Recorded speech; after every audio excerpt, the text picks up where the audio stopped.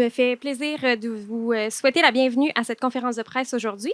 Donc, je souhaite également la bienvenue aux gens qui nous suivent en direct sur la page Facebook. Donc, la conférence de presse se déroulera en 2 temps.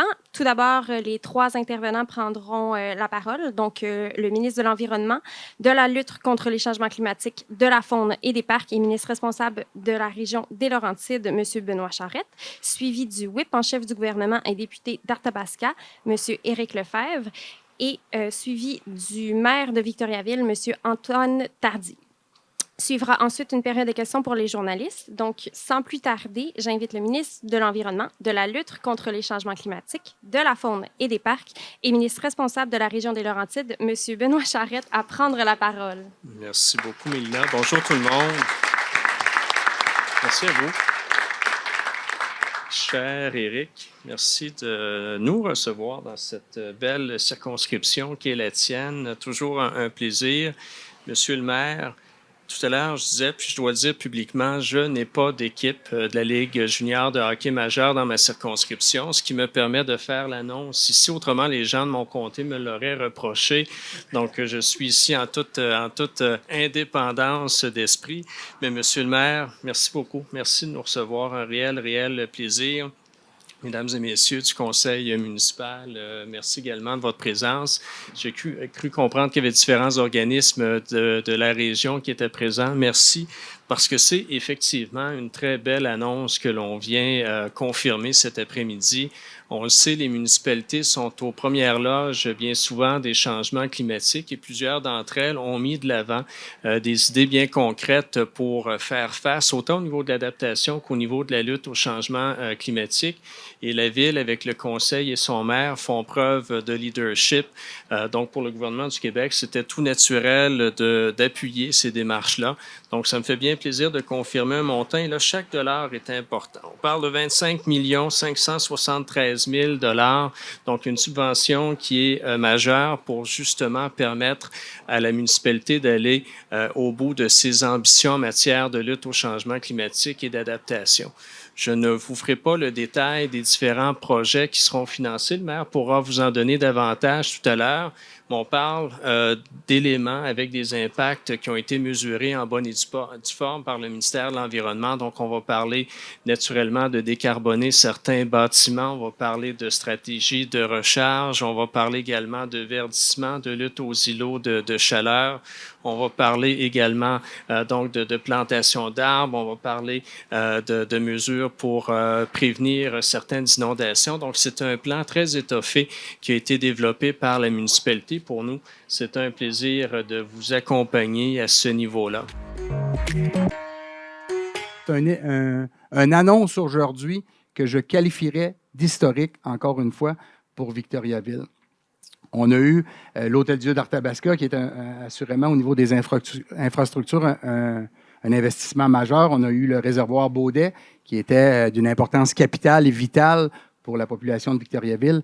Mais aujourd'hui, Benoît, l'annonce que tu viens nous faire de 25,5 millions de dollars pour que Victoriaville puisse rester et demeurer un leader comme ville au niveau de l'environnement. On dit Victoriaville, c'est le berceau du développement durable. Eh bien, aujourd'hui, avec les ressources financières, Benoît, que tu viens nous annoncer, tu donnes à la ville de Victoriaville les ressources financières nécessaires pour poursuivre le travail et rester un leader comme berceau du développement durable.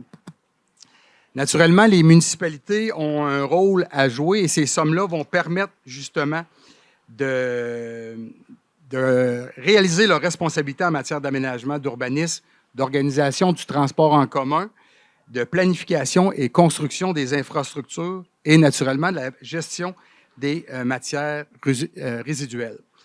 Le rapport est crucial pour la réduction des gaz à effet de serre et pour notre adaptation au changement climatique. On le sait, c'est sur toutes les lèvres présentement. Victoriaville, on l'a dit, berceau du développement durable. Et on parle d'économie circulaire et son leadership en développement durable et en protection de l'environnement. Victoriaville, naturellement, on est fiers de se démarquer d'une telle façon et de demeurer parmi les villes les plus engagées. Et l'annonce qu'on fait aujourd'hui, et Benoît, tu me corriges si je me trompe, l'an dernier, c'était Montréal et Québec qui étaient les 2 villes qui avaient été retenues. Cette année, on parle de Laval Gatineau et Victoriaville. Alors, on fait partie des 3 villes qui ont été retenues avec des villes comparables comme Laval et Gatineau. Alors, c'est tout qu'une annonce aujourd'hui pour la ville de Victoriaville. Moi, j'en suis très fier. Puis avoir les sourires dans les visages des élus et des gens ici, je pense que tout le monde en est très fier pour qu'on puisse, encore une fois, garder notre leadership comme berceau du développement durable. Normand Maurice doit sûrement être lui aussi très heureux d'entendre ça aujourd'hui. Alors, bonne journée à tous. Et encore une fois, Benoît, merci infiniment. Merci beaucoup, M. Lefebvre. J'invite maintenant le maire de Victoriaville, M.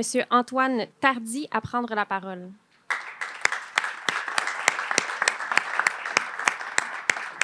Merci beaucoup. Si vous avez froid un peu, c'est que déjà, on est en marche pour réduire nos GES, donc on a décidé de ne pas chauffer l'aréna pour votre visite. Monsieur le ministre, c'est un plaisir de vous accueillir à Victoriaville. Éric, notre député, un fidèle allié de tous nos projets à Victoriaville, merci de t'être associé à cette belle annonce-là. Les membres de mon conseil municipal avec qui j'ai le privilège de travailler à tous les jours, et ils sont tous là. Il y en a 2 qui étaient un peu retardataires, là, mais je les ai vus rentrer. Donc, tous mes conseillers municipaux sont présents pour cette belle annonce. De même que l'équipe de direction de la ville de Victoriaville qui a travaillé excessivement fort à réaliser ce plan-là pour en faire la présentation au ministère, mais qu'il y aura aussi beaucoup de travail au cours des prochaines années pour le concrétiser. Donc, merci sincèrement pour votre présence. Même chose du côté de notre scientifique en chef, puisque Victoriaville a tout récemment procédé à la nomination d'un conseiller scientifique en chef, un professeur émérite de l'Université du Québec à Trois-Rivières, pour nous accompagner dans nos prises de décision, notamment en lien avec les changements climatiques et l'environnement. Donc, merci Simon d'être présent et merci à tous les partenaires qui sont là et qui avons tous et chacun l'environnement très à cœur. Aujourd'hui, comme tu l'as mentionné, Éric, c'est un grand jour dans l'histoire de notre ville. Une reconnaissance et un soutien exceptionnel par notre gouvernement pour nous aider à poursuivre sur notre lancée et à être l'une des villes les plus vertes au Québec. Et nous ne sommes pas peu fiers non plus de faire partie des villes qui ont été identifiées comme des leaders en développement durable aux côtés de Montréal, Québec, Gatineau et Laval. On ne se le cachera pas avec des moyens beaucoup plus, limités. Chez nous, on est quand même reconnu par le gouvernement et on est capable d'avoir un impact réel sur notre environnement. Monsieur le ministre et Éric, quand on entend de votre bouche que les gestes qu'on pose ici à Victoriaville ont un impact positif sur le développement du Québec, eh bien, je peux vous dire que pour notre conseil municipal et moi-même, ça nous motive énormément à poursuivre nos actions avec notre population en matière d'environnement. On est plus motivé que jamais à assumer les responsabilités qui nous incombent maintenant comme leader du développement durable et avoir un impact direct sur notre environnement localement, mais aussi à influencer d'autres municipalités à emboîter le pas et faire le virage vert au Québec. Et croyez-nous, avec cette marque de confiance que vous nous offrez aujourd'hui, eh bien, des résultats, on va vous en livrer et plusieurs rapports de ça. On peut commencer avec la décarbonation de l'ensemble de nos bâtiments municipaux. On parle de 13 bâtiments, incluant le Colisée des Jardins ici même, où l'on va passer aux énergies vertes et aux technologies vertes.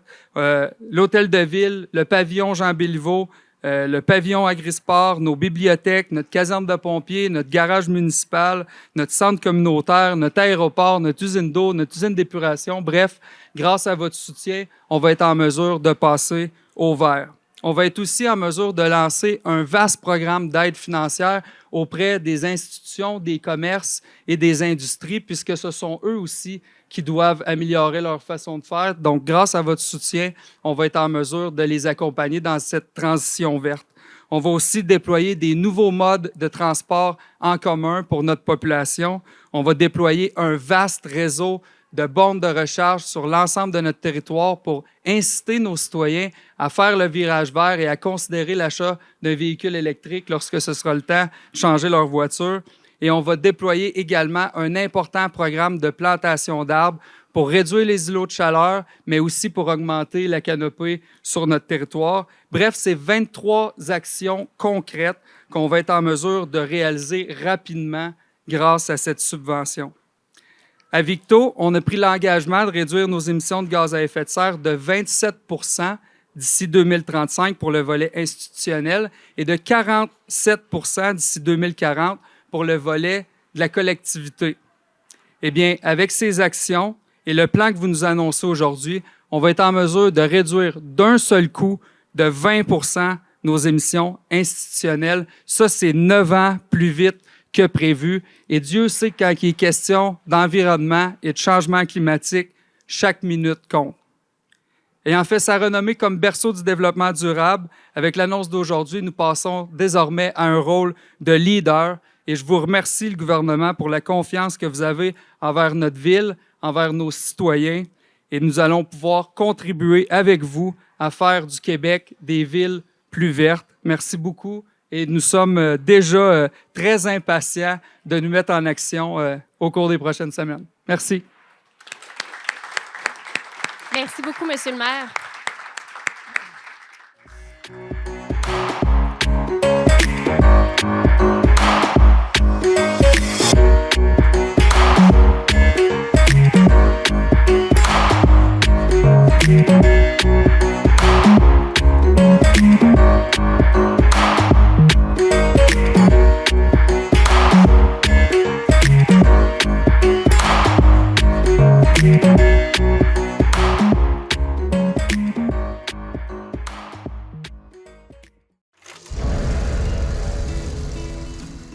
Je suis à la retraite depuis 2004. Ça fait depuis 2004 que je fais du bénévolat. J'ai toujours dit, moi, qu'à la retraite, ça prend un agenda. Ça tient occupé. On s'amuse. Moi, je pense qu'ici, que j'aime le bénévolat ici parce que c'est un esprit familial qui nous met tout à l'aise. J'en parle au monde, puis c'est une activité de rassemblement aussi, puis c'est gratuit. J'aime beaucoup le contact avec les personnes et puis j'aime parler, j'aime m'exprimer. C'est un enrichissement pour moi. Puis les gens pour qui tu travailles aussi, eux autres, ça leur permet aussi d'oublier et de vivre un moment présent extraordinaire pour eux. Et en même temps, c'est une façon de redonner à la communauté. D'aller faire du bénévolat à la TV communautaire, c'est vraiment une belle place pour apprendre. Tu ne stresses pas, puis c'est une belle ambiance d'apprentissage. Impliquez-vous, c'est tellement revalorisant.